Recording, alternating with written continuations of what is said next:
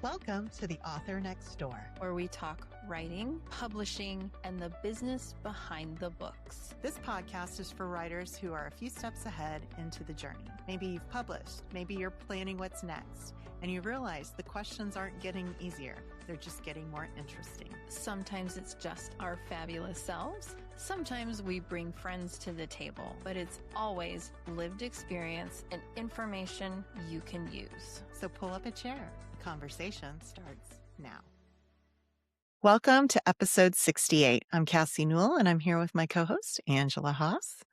And this month is our business month. We're exploring better ways to run our author business all month long. This episode, we're going to kick off the month talking about how our business essentials have changed over the last year.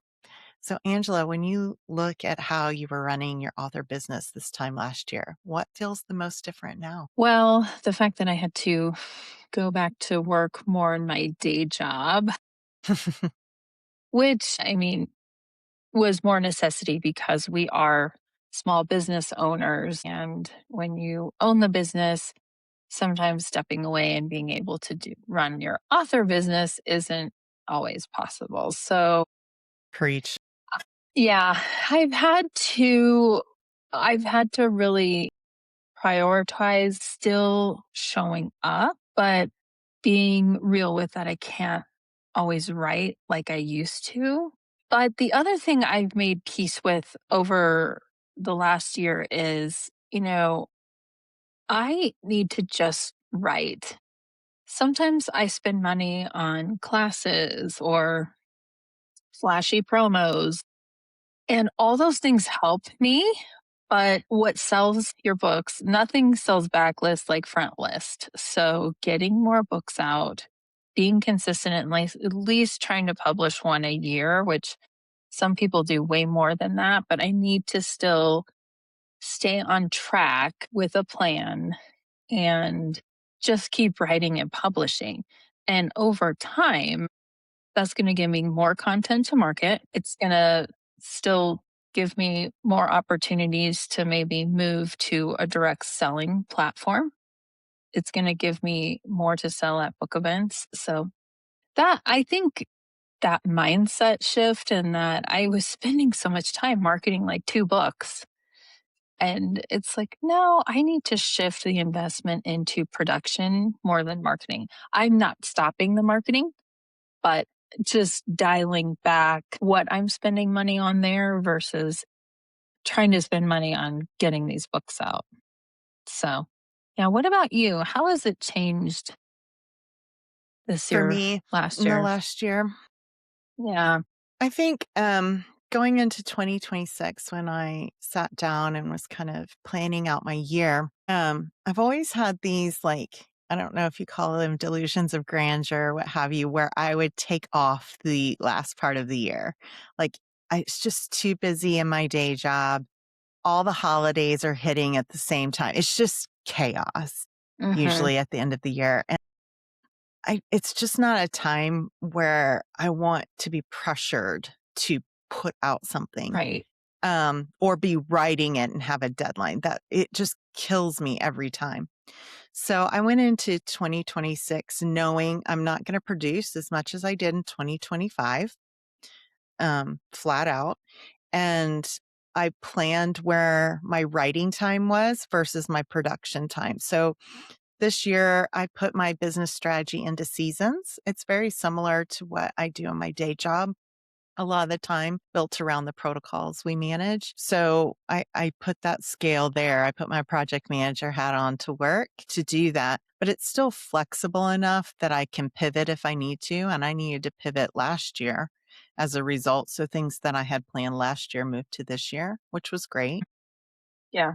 So yeah, I think for me, my strategy for my business has always been a business mindset ever since the pen name CK Darling came about, because I had already had the experience under CM Newell for young adult fantasy. And I knew where that was going and how it was leading. And I already had that experience of, well, am I marketing this series, book 1, 2, or 3? How am I going to package it? All those things. So I took those learnings into this business model. And for me, yes, I'm an author, but it's a business model that I'm currently, tapping into while I'm writing shorts. Right now I'm like anticipating how that business model evolves for 2027 because I'll continue to write shorts. That's certainly the plan, but I'm also going to dive into novels. So, yeah, that's kind of the difference for 2026. I know myself, my writing period, my creative period is really the front half of the year. It's always been that way for me. And then the last half of the year, I like it not to be so structured on what I must do. Mm. And I end up being sometimes, not all years, but I end up being productive in some form or fashion anyway. So I think that helps me out a great deal. So I've divided my year out. This is the workhorse side that I'm in right now, Right. and it is killing me here at the end. It's a haul. I didn't have every book done that I did previously, the summer before, which made things so great. But I hope to get a little ahead, hopefully for 2027. But right now, that's my plan. I think that's a Yeah. great plan. And I would say for anyone listening, so much changes in a year, right? Look at Yeah. just even in our lives, we both have moved and we've both had to still fight for our business, even increases in day job hours. And I would say you still have to fight for your business.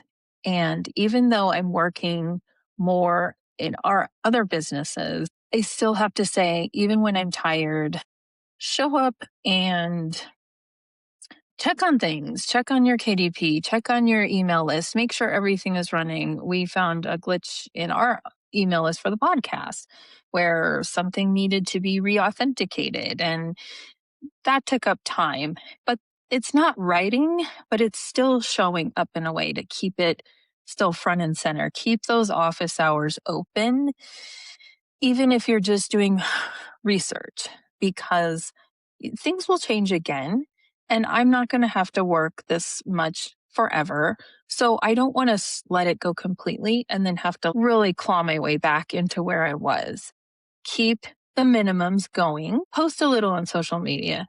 Post a little bit about yourself. Just keep it going so that you don't lose it completely, Let's right? talk about social media because I think also there's this aspect where I'm like, what am I going to stop doing from last year that I just don't have time for in this year? And for me, it was I invested in a project assistant to help me with graphics, to help me because we're one woman shows. I was doing all the graphics, all the things, all the time, and that takes away from writing. So now that I have somebody that can help me do those things and coordinate those things, I mean, that was a business decision on my behalf that, hey, and it's hard because I love doing the graphics. Hmm. That's my little designer, like what fill my well thing. And sometimes I pop in there and change things. Audrey, if you're listening, sorry. But it's just like part of my nature to want to touch those things in some form or fashion, but having it go to someone else to run it and keep it up. I'm still doing all the posting and the planning, but having somebody else do that has been immense for me. Like, it's huge. What did you stop doing this year that you were doing last year? Well, I was really going hard on signing up for Amazon Ad School with Brian Cohen's crew. Still fantastic, still recommend, but I've kind of stopped being in those kinds of groups. I think being an extroverted author, I always feel like I have a little FOMO. I want to be with other people so much and it keeps me inspired and it does. But usually I would say, well, if I can't quite be present, at least I'm showing up to some stuff. And I realized, I'm paying for these things. I'm not able to do it the way I want. So I've really dialed back my groups because I just don't have time and it just doesn't make sense. So I have other free groups or free communities that I've been in for years. And I'm like, this is enough, Angela. You're still getting to meet with other authors, which I think is really important, but I've stopped thinking that I need to sign up for all these classes, especially more marketing focused, not writing classes anymore, but marketing because it's something that I don't like doing. So I thought if I'm in these things with other people who enjoy this, maybe that'll rub off on me, but Right. Yeah. just couldn't participate. So I've stopped doing those things. Well, I joined a group, but I did. I kind of consolidated what I was being a part of as well, and I decided I'm part of the Inkers Con Mastermind. I decided I wanted to be in a group where there were people ahead of me because I felt like a lot of the groups I was in, we were all at the same level, which is wonderful. I love the camaraderie and I keep up in touch bases for some of those more so with others, but I wanted something that was going to be more fully well-rounded for me as a weekend warrior too. And most of the things that happen are on like a Sunday or a Saturday or in the evenings. They certainly have things in the morning time with sprints and things like that.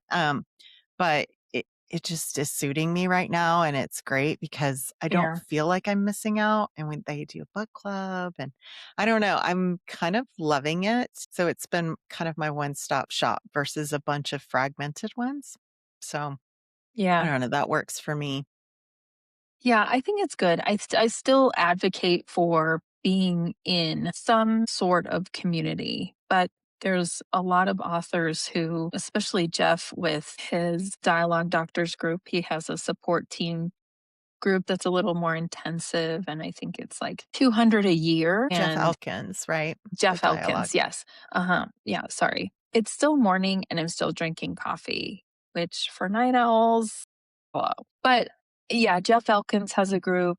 It's a specific author support team, and you get a little bit more curated help for you.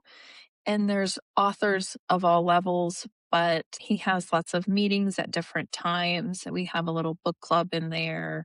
And for 200 a year, that's it. And I'm supporting Jeff too.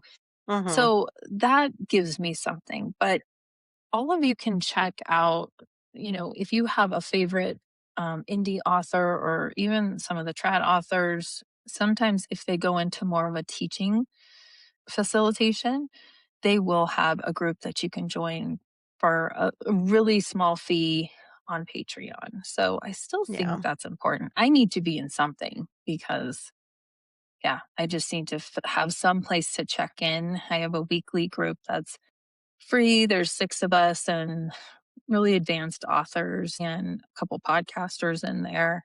And we meet every Friday and I can really get great answers to questions like specific problems I'm having. It's just a place for me to talk it out. And Right. so I'm never going to stop those things, but yeah, all the higher level stuff, I just like can't do it. I know. I get excited about the things that you Hmm. see that you're like, "Oh, I should be doing that," or "That's the next Absolutely. level," and all that stuff, but sometimes I feel like I try to join those things too early, like I'm not quite Hmm. there yet, or Hmm. I don't know, and then sometimes I feel like when I join it, I haven't learned anything new that I didn't already read about or Right. understand, and sometimes I feel like you just have to be in the experience to really experience it, to even know what those next things are. Totally. So I don't know. I think the networking piece is important. So hopefully, you're making connections and friendships that when you get there, you can ask those questions. I think that's probably the most important piece of all of it when it comes to community. So, yeah. Agree. Totally agree. So I'm going to ask you, how has the way you see yourself as a business owner changed compared to, let's just say, the last 2 years? And how has that impacted your decisions? Do you see yourself as a business owner? Yeah, I think I always did though. Hmm. But when I first started, I didn't make great business decisions because I was I can make retail focused business decisions really well, but I just had no confidence in my writing with my first book. And really you don't know until you actually put it out there. So I had such stage fright, and it took me so long to publish that first book because I was afraid. I was really afraid to make that thing go live because it just, it's the first one. It's Yeah. a part of you that you're showing, and I was afraid to get reviews and afraid for people I knew to read it. And I then overcompensated by spending way too much money on the front end with layers and layers of editing and all these really expensive like masterminds. Mm, yeah. But you don't know what you don't know. And I did that year too, even. But once I started to go into romance and see the positive feedback I got on that, then I started to have more confidence. And looking back, I'm like, gosh, I didn't need any of this to start. I just needed to keep practicing. You write better by keeping writing and keep sending it out to your alpha readers who are going to give you feedback and getting eyes on it and getting reviews. And the beautiful thing about being an indie author, if you want, it's not. There's different people who advise you on this, but if you're not happy with the book or something in it, you can change it. You have control. And that's what I love. I'm not saying that you should just change everything that a reviewer doesn't like. I'm not saying that at all. But like I've said about my first books, I've seen where people stop reading when they are reading it in KU. I've listened to reviewer feedback. And there's a pattern that people are saying the same thing over and over. And so I'm thinking about pulling that book and redoing it and then republishing it. I would have never thought about those things are possible, but what's really hit me is how much control I have. And yeah, I'm making Yeah. better financial business decisions now than I was. What Mm. about you? I don't know that I'm making better financial decisions. Let's just put that out there. I'm making a lot of financial decisions, but I don't know. I've had this discussion with you and my husband, but I'm investing in the long game. Will it pay off? Who knows? But at this point, even though this is my business, it's also technically a hobby, which nobody wants to hear that word, but it was interesting because the way my husband explained it to me, he compared it to fishing tournaments. I know it's not even remotely the same. Not sure about However, that. I know. However, the point being is that you invest because you enjoy it. It's the thing I want to do. I don't want to buy more shoes. I don't want to buy like all these other things that people enjoy and buy and invest in because it gives them joy. I buy and invest in this because it gives me joy.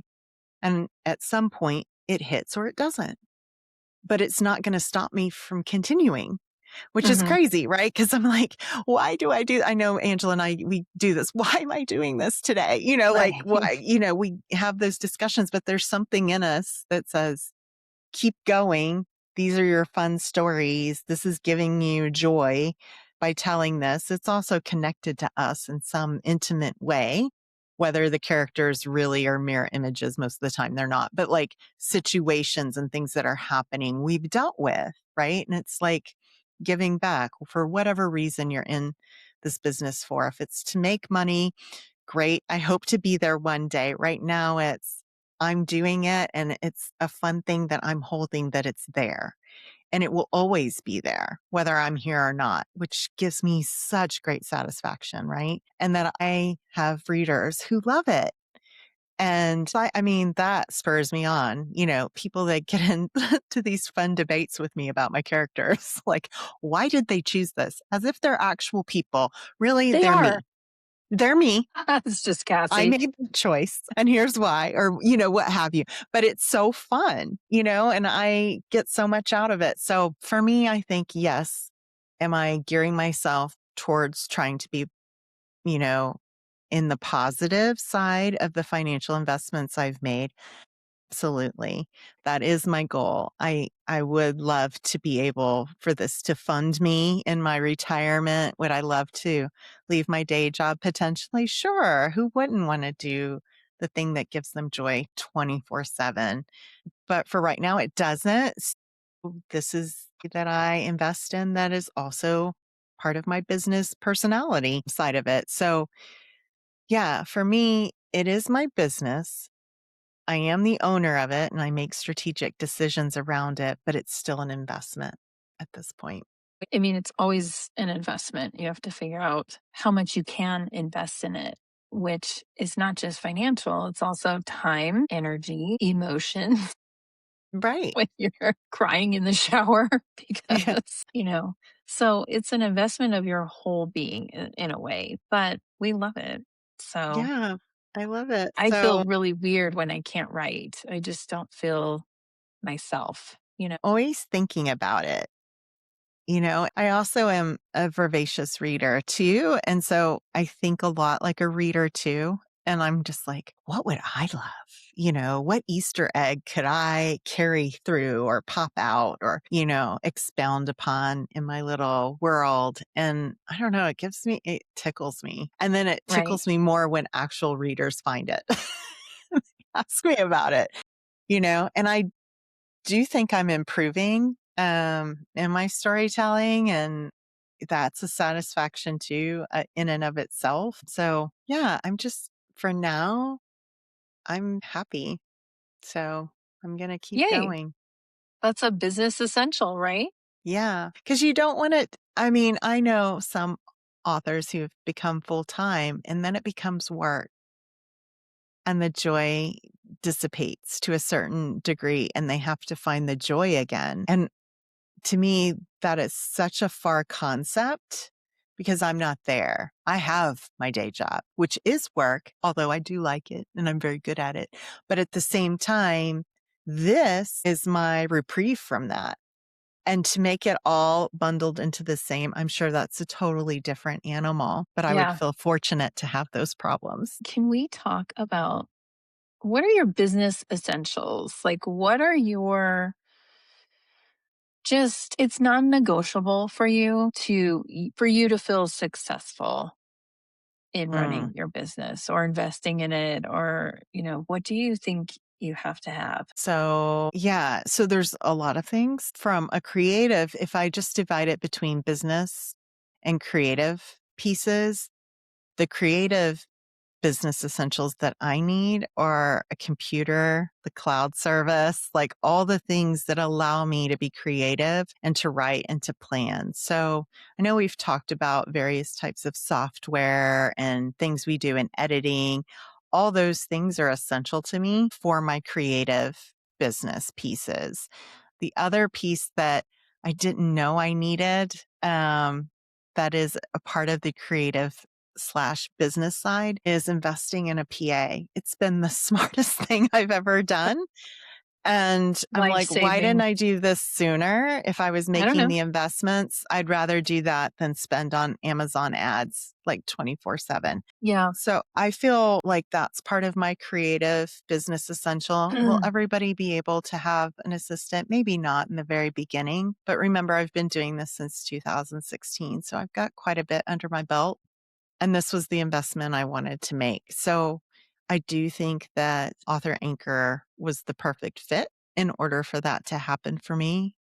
But I do think also on the creative side of things, working with influencers and other PR opportunities with book talkers or bookstagrammers has been really influential in sharing voice for me. So that's been really important on the creative side. On the business side of things, I think it's all the business typical things that you would anticipate, right? Email lists, um, you know, a bank account, like all the financial setups that you would need. What about you? Yeah, I completely agree. I think one thing is I over time I've tried different things, but I just love Scrivener to even write in.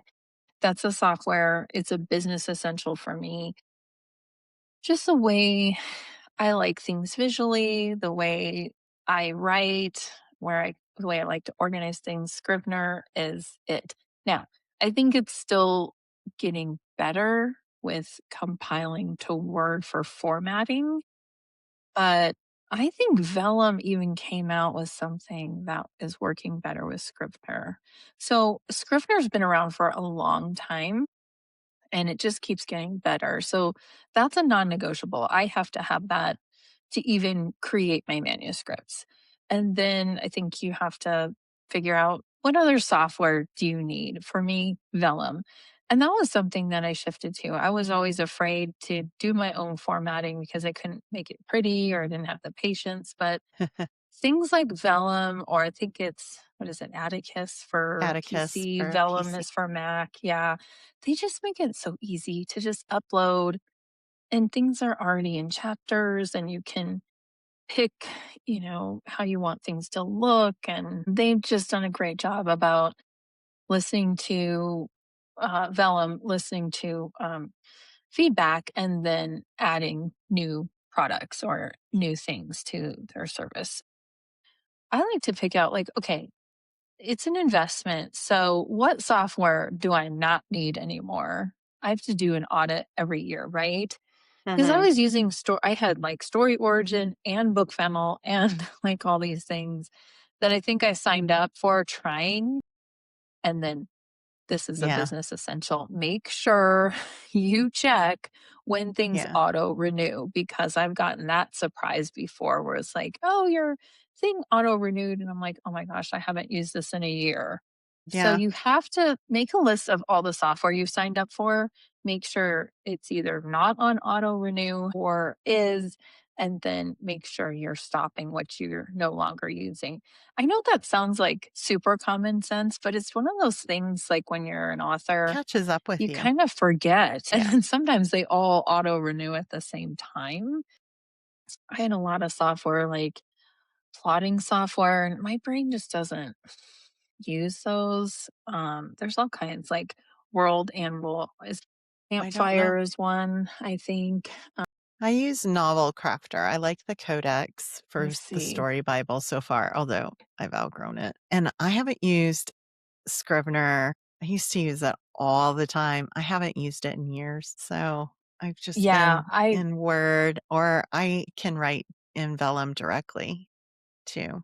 So I do that I too. like I that get too. at least like the almost final, and then the way Vellum is, it helps me like just to read in there, change things. And you can export it back out into Word, which is fabulous because when I'm sharing with other people, I don't know, I've just become a Word girl lately. I like just um, formatting my chapters, holding open the navigation pane, and I can just jump around now to where it wasn't so easy in the past that it is now with the updates that Word has. And then you can add the various editing software and apps to it as well, like Pro Writing Aid, and Grammarly's in there too. Although half the time I turn it off because it's just too cumbersome sometimes because it wants it more in perfect English versus creative. Right. But yeah, I love AutoCrit. We were just talking about that. So many updates in the last year or 2 with AutoCrit that it's become my last stop shop for editing, Yeah. and I Yeah. I love it because it has Yeah. alpha reader components, beta reader components. You can run it through, see what these personalities would say about your story, what hit, what didn't. It's pretty incredible. So I love that too. But yeah, I used to be a huge Scrivener person, and maybe it's more for me in novels, but the way it's been running, I haven't used it. Yeah. Yeah, I still love it. But it's just the way I think I need things in individual scenes, because when I start to scroll and it's all just continuous for me, even though I know you can put your headings on the navigation pane and go there, but And your scenes too. You can put little header scenes yeah, too, so you absolutely. can jump to But them. it's just Scrivener visually. It Yeah. it just appeals to me more. But I do Yeah. want to really pitch for Campfire as a tool and World Anvil, especially if you are World Anvil, if you're writing fantasy, it's absolutely amazing because you can just lay it all out. It has world building templates. It can help you create your maps, geographic locations. It also helps you with myths and legends, natural, supernatural laws, creating religions for your you know, fantasy world characters. And then visually, it will help you create your story Bible or your visual Bibles. So World Anvil is amazing. And I need to check it out because my story Bible, it's getting so massive. It's just hard to contain and update. So, yeah, I don't know, there's so many features, but for writers, it's just an amazing visual way to world build, especially like with fantasy. I think it's mostly fantasy because there is a map making tool in it that you can use to make your map. Um, yeah, I love World Anvil. I think it's great. Campfire is another one that I think I love it. I loved it when I was doing the sci-fi because it brings your characters to life. Literally with like it will create I mean, it's an AI version for your visuals, but you can have the physical traits, personality traits. It's a really amazing way to have a character dossier in front of you. So, looking at the software, and you have to have an email list. I think that's non negotiable. And you just have to figure out other things like basic bookkeeping. We have to still pay taxes, and you have to have a separate bank account. I think if you're going into wanting this to be more of a business, but you have to do a little business 101 as an indie author. You have to yeah. find the business structure you understand the most, but you also have to have that email list. You have to have a professional product. You have to have a professional cover. And I think these And days, website. You need real estate. yeah, you do. You need a professional website. I still advocate for you have to have some sort of contact card. You need a business card that if you're meeting people on the fly and they want to know about your books, you can give them your business card. And that really shows that, wow, this person's really serious about this. You have to have a strategy for your publishing plan. What makes sense for you for frequency? What's your backlist strategy? And, how are you going to build your inventory? And then also, if you ever want to sell direct, do you have swag or other things like Cassie? You had the tea that I just love that concept with your Yeah. first short romance series. And just you had the bakery. So, all these, you're wearing your shirt that says Peachwood Grove. I mean, but all those things, when Yeah. you create a world, what other things would your fans love to Right. have as part of the world? And these are more advanced things, but they all go back to what your business strategy is. Those are Yeah. things to think about, especially as far as like how much capital you can invest. For me, I'm like, do it right or not at all, go big or go home. So, these are the things I was always thinking of Mhm. before, but it helps you when you're world building, especially too as you set up for an event. You want to have things that relate back to your stories that will attract people to your table. It's such a big picture, right? There's Yeah. so much to it. And I think you have to decide what type of business you're going to have. Are you going Hmm. to be the type of author that attends cons? If you're not, you don't have to have stock of Right, all your books and things like right. that, not large Totally. stocks anyway. Are you going to sell online or are you going to wait for a specific period? For me, my strategy last year was I want to be in all the formats, ebook, print, hardback, and audio. And I'm going to utilize those formats throughout the year so that there's always something to talk about. So, not everything happened all at once. So, I try to make sure that the print and the ebook are always together because it's just easier Hmm. that way. Sometimes I could get the audio to align, but not all the time. And it was great for me to launch at the beginning of the year. And then the next part was the audio launches. Then the next part was the next series. And then the next audiobooks and things like that. So for me, my investments were in all the formats. I didn't want to leave a format at the door because I wanted to control it all. And I think the same way this year. However, because I'm not producing as much, I'm also looking at that share of voice time. Matching out that marketing a little bit more across a year is important because you have more things to say. It doesn't always have to be your total number of IP when you're talking lists. It's about the formatting and when those things go on sale, when you can start box setting them, things like that. I think you have to think a little bit broader in your business acumen around those things, more like your retail store and how you're going to promote those things. So, from my perspective, I do think it's great to have a lot of the swag things, but for me, I didn't start looking into that until this year. It was more about the format and getting the stories out there in those types of formats. And now I'm just now starting to go, hey, I could have a Peachwood Grove Fire Department mug, or I could Yeah, have totally. this or that because I am going to conferences. It's May, my first one's here in May, that I could take with me. But for the most part, in terms of like the paper swag, that's pretty easy to do, I think. And it's not super costful depending on how much you get. But I think you can also wait on those things until they're actually getting in readers' hands. Oh, yeah. I just think when you're planning your series, like I didn't even think about it. Yeah, When you're planning your series or world building, is there something fun you could put in that could be an opportunity down the road? I didn't even think about sure. that stuff. Yeah, And I wish I had a little bit more. So, yeah, yeah, it's all part of it. yeah. If It only. was, yeah, right. And a lot of times those things are afterthoughts, but it's fun when the readers tell you about that stuff too. Mhm, mhm. So be open to Yeah, that. And if you're utilizing beta readers or even your ARC teams, ask them those questions.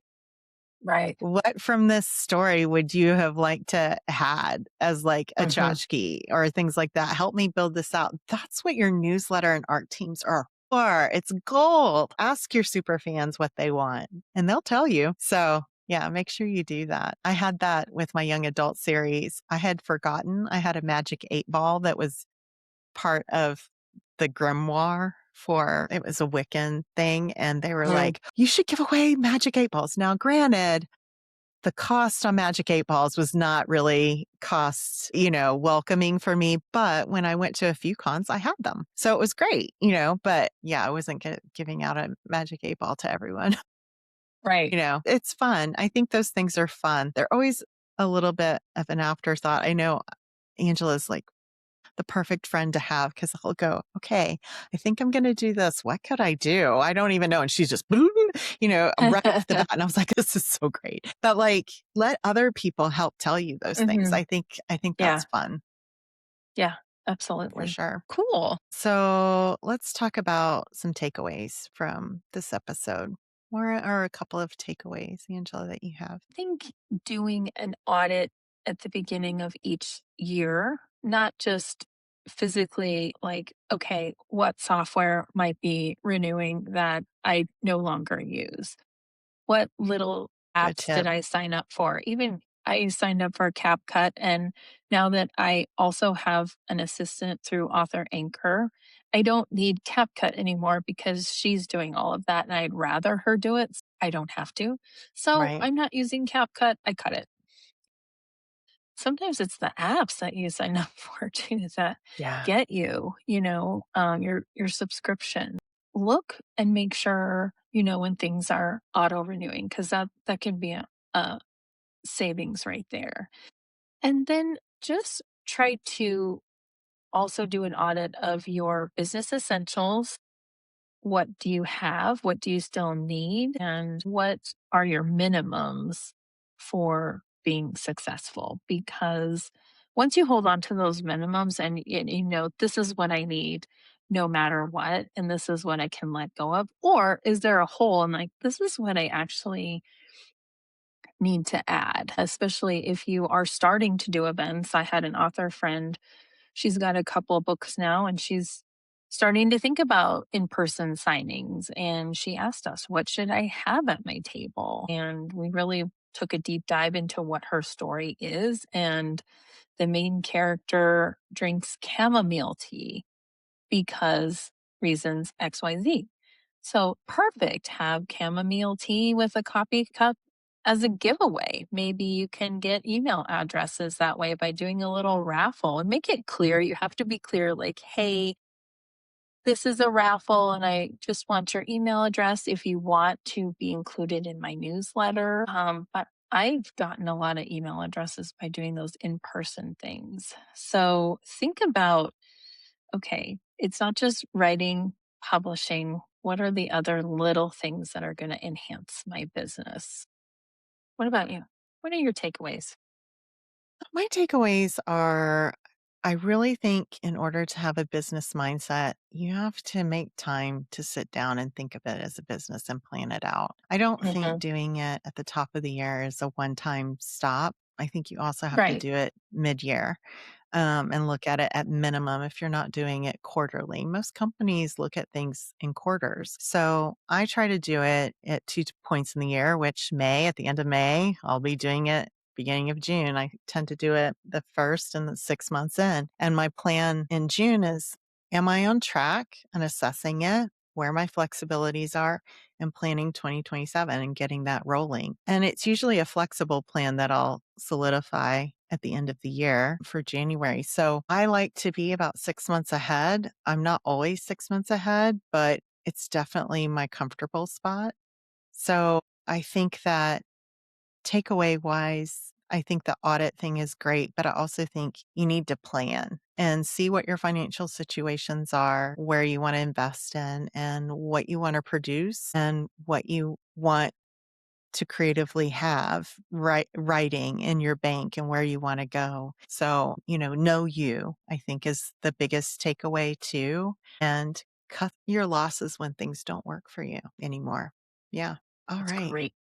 Let's do some personal updates because it's been a hot minute since we've done that. So, I know. Angela, viral moment. What's going on in threads? I know that's your hot Okay. take usually. What's going on with you? Well, there's a couple hullabaloos that happened on threads. By the time this episode comes out, they're They won't be dying down a little hullabaloos bit, anymore. but still important to discuss because one of them was Veronica Roth. Is that the right author? Yeah. Divergent Divergent series? series. Yeah. Okay. So she's coming out with a new book, right? With the Divergent series, right? Oh, like a long Decades time away. before the last one. Yeah. So now, for some reason, the book community, readers in the book community or book talk are saying, what a cash grab. Yeah. She's just doing this for a cash grab. And I'm like, first of all, where are the people who are just excited to have a new book to continue the story? She wants to write another book in this world that she created. How is that a cash grab? Well, I people think don't say she's that doing about Suzanne Collins, who writes The Hunger right, Games. How many prequels can we have? right. So, yeah, There's unfair. always spin-offs, like, what's going on out Yeah. there? It's getting a little strange, and so, Mhm. thankfully, the community came out for her to support her full force, but Yeah.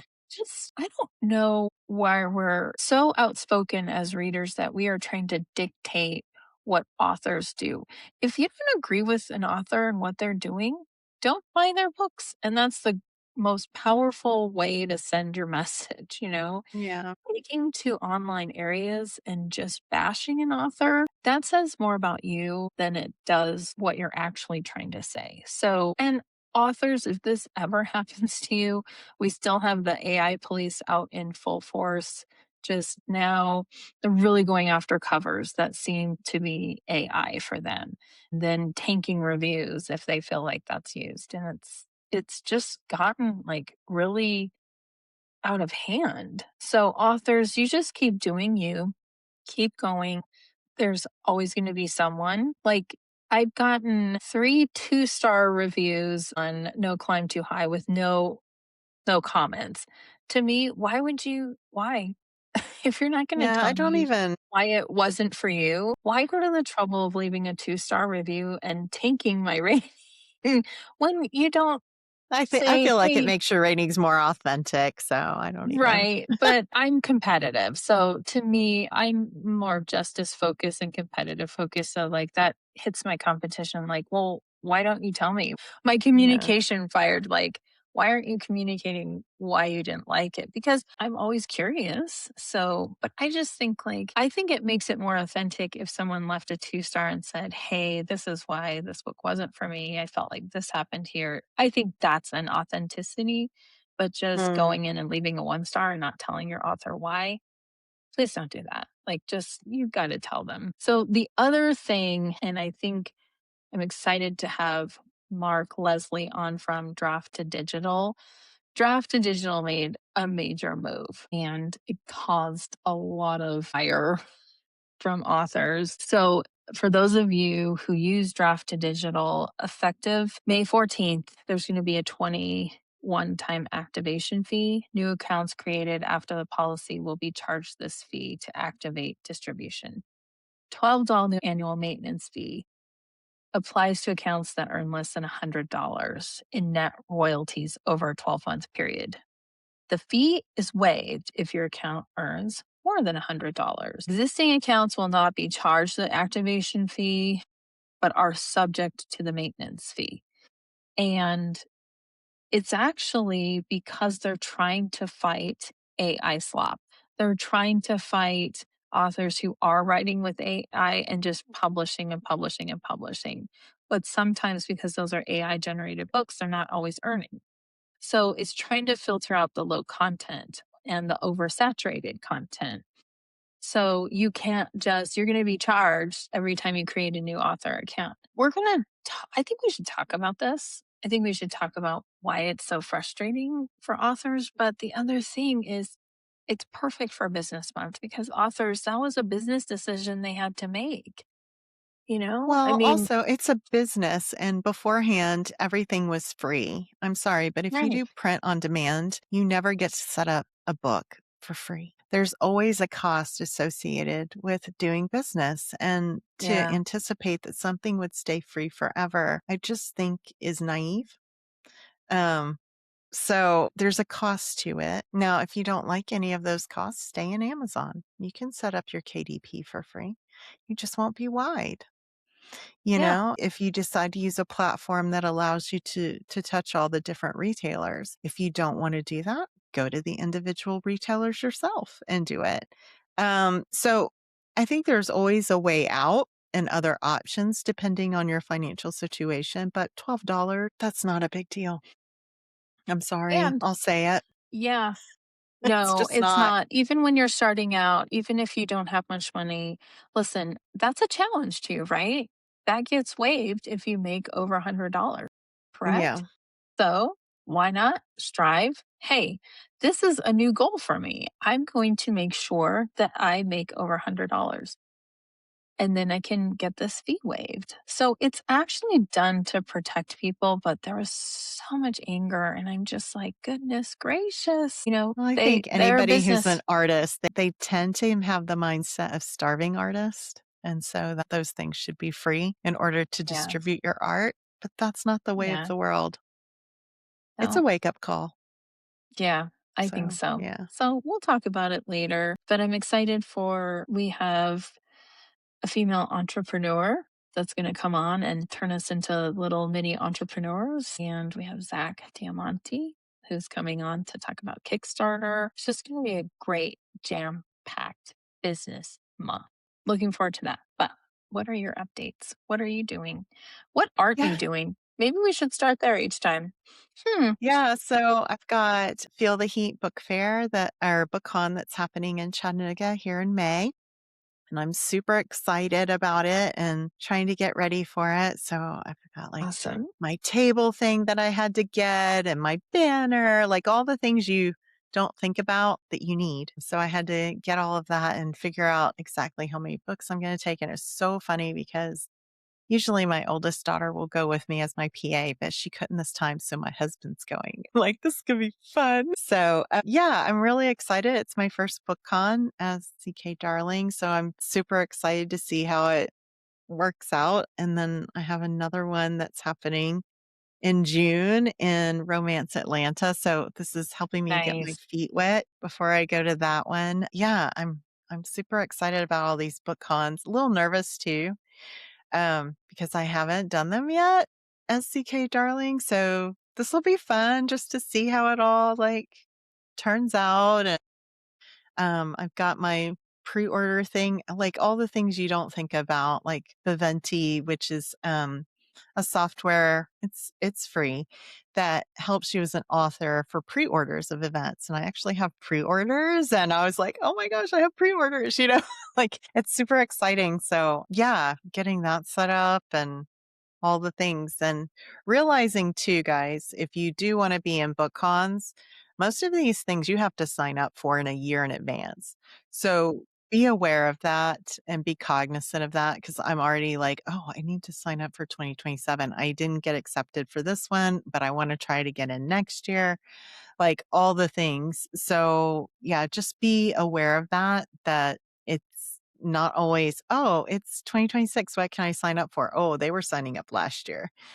Sometimes you can get in when they have leftover tables, but it's really difficult. They fill up fast. As we're recording this, a Polycon is happening right now. It's like, Wow. it's just on when it starts hitting this summer. So, definitely get in quickly Awesome. if you want to give it a Yeah. shot. Yeah.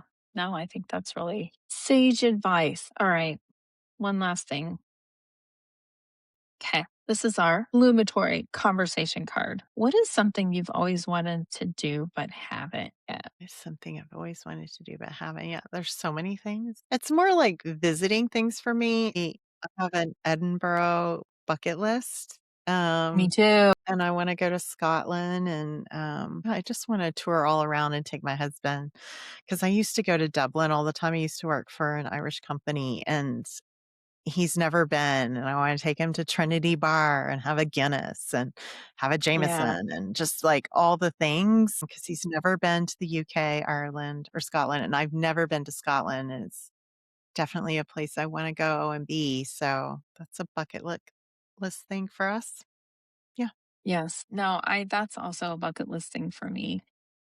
Also because I have Clan MacLeod ancestry that I'd love to. But Well, I I'm have not high Irish, Scottish ancestry, Cassie A. My maiden name is Cahey. Yeah, it's huge. My sister's done this whole thing. Actually, in Arizona, there's this huge ancestry place for Scottish families and Irish wow. families. You'll have to check it out. That's interesting. I've actually always wanted to play the violin. Oh, yeah? I mean, I was always in band. I played the French horn. So I can always, in any orchestral composition, I can always pick out the French horn. But I love violin. I wish I would have played that when I was younger, but who knows? It's never too late. Never too late. Never Yeah. too late. So, I love that. well, yeah, All this was right. awesome. This was a great, fun kickoff. All right. Thank you for joining us today. Don't forget to give us a review and rating wherever you listen to the podcast. It really helps us with visibility. And if you're interested in joining us in our Romance Corner, the author next door after dark, make sure and sign up for our newsletter this month. We're talking about the use of dialogue as seduction, how banter builds intimacy. Until next time, keep writing, keep doing. Bye. Bye. We're so glad you joined us for this episode of The Author Next Door. Writing is a long game, and it's one best played with community, curiosity, and a little grace for yourself along the way. Keep showing up, keep learning, and keep telling stories only you can tell. We'll see you next week, right here next door.